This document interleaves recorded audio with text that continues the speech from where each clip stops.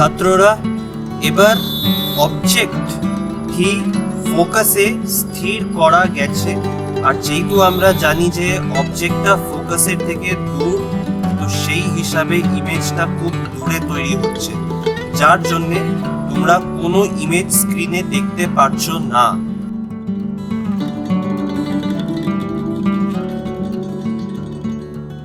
ছাত্ররা অবজেক্টটি এইবার ফোকাস অ্যান্ড সেন্টার অফ কার্ভেচারের মধ্যে স্থাপনা করা হয়েছে।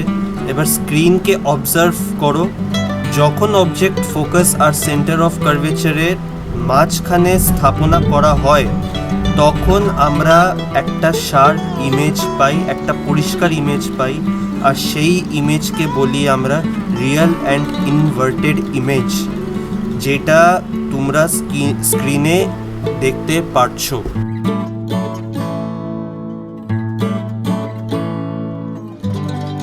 যখন একটি অবজেক্টকে মিরর আর ফোকাসের মাঝখানে স্থাপনা করা হয়, তখন আপনি একটা ভার্চুয়াল ইমেজ পান।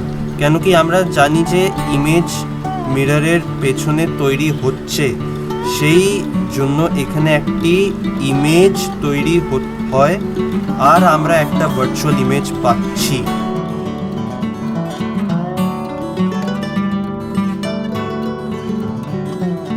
ছাত্ররা এবার আমরা অবজেক্টটাকে বিয়ন্ড সিতে স্থাপনা করব, আর আমরা জানি যখন অবজেক্টকে বিয়ন্ড সিতে প্লেস করা হচ্ছে মানে স্থাপনাটা করা হচ্ছে, তখন ইমেজটা এফ আর সি এর মাঝখানে তৈরি হচ্ছে, আর সেই ইমেজটা ছোট সাইজে আর রিয়েল অ্যান্ড ইনভার্টেড ইমেজ তৈরি করে। এটা আপনারা অবশ্যই জানবেন।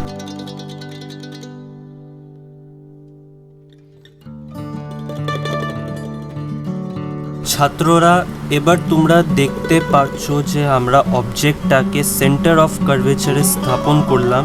তো যখনই একটা অবজেক্ট সেন্টার অফ কার্ভেচারে স্থাপন হবে, তখন যেই ইমেজটা তৈরি হচ্ছে সেইটা সেন্টার অফ কার্ভেচারেও তৈরি হবে। তোমরা দেখতে পাচ্ছ যে আমরা অবজেক্ট আর স্ক্রিন দুটোকেই সেন্টার অফ কার্ভেচারে স্থাপন করেছি, আর আমরা একটা রিয়েল অ্যান্ড ইনভার্টেড ইমেজ দেখতে পাচ্ছি।